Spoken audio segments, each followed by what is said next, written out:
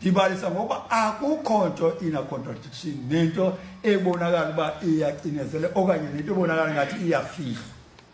Yinto eyaziwa uba ikumkani imele izizalo izalwa hlobo ivela njani izizalo.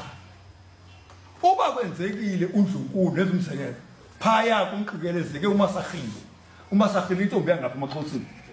Uba kwenzekile umfazi oze kwesisizwe akakhulelwa akabina mntwana uye kufike kuhlale abafowabo kumkani noyisemncibe kumkani nazo irelation inazo zekumkani uyiwe kunathi uthethwe nayo kumkanikazi uNdlunkulu athi ke hayi ke ngubani yondikhangelela umntwana endizomzala mina ngokwembali yenzeka lonto umqikela emveni koko kwathiwa ufuna ukwenyiselela umhlanga unina kaMhlanga zangavume naye Manthe wala wathi akanothatha umntwana wakhe owunika inyumba.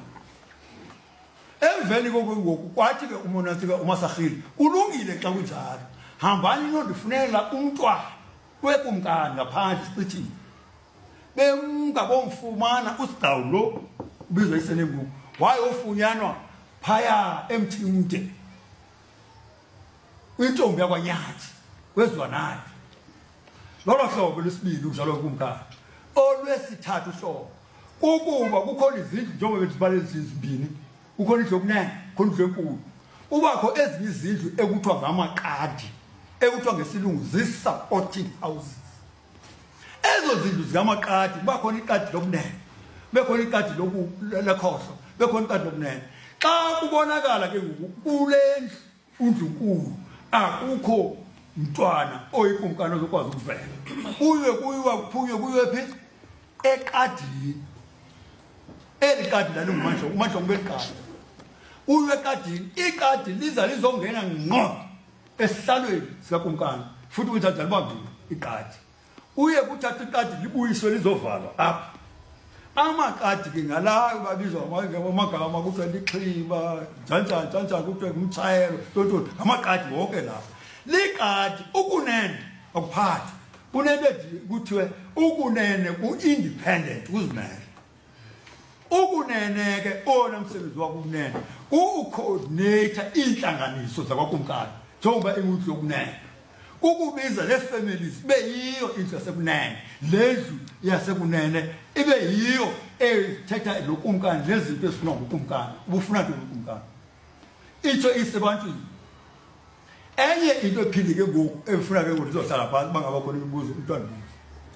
Enye into efuna ukugqibela ngayo ndifuna ukugqibela ngale ndaba xa suba ukumkani njengoba bethe ukumkani zonke ezinanto ubuye uqwalaselwe zi-research ubuye eMaxhosini kunjalo KwaZulu-Natal ngoku bekhona ikheyisi ne-presidents yenzeka ifana la uMisuzulu unini omdala weziko oqala ufazi oqala kaZolithini uMadlamini wayiluzi case kuba kaloku ngokwesiko kaSumari itsho le uba ukumkani ngohlobo lwayo unamanatsika unenatsika unesithembu ezithembu isithembu siyama ngohlobo sinezindlu namagama ezindlu.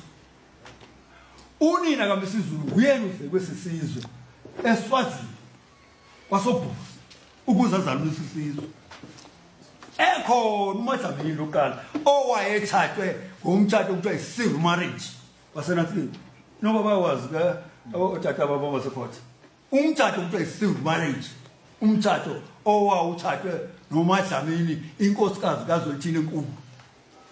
Ndibuye ndizabe wathenzini ubuyele ekhaya zalwa ngulomosa esalwa yintombi yakwaNatsika yintombi yakwamavuso ndawuthi xa nawa naye ndimcacise ngolu hlobo ndithetha ngalo ayikho ikumkani ezalwa iphuma kwindlu ngaphandle kwalezinto natsika ndizibekileyo ephuma kwindlu eyindlu yentombi engeyiyo yokumkani okanye ubukhosi obaziwayo ndiba ndiyavala ngimile ke umntu.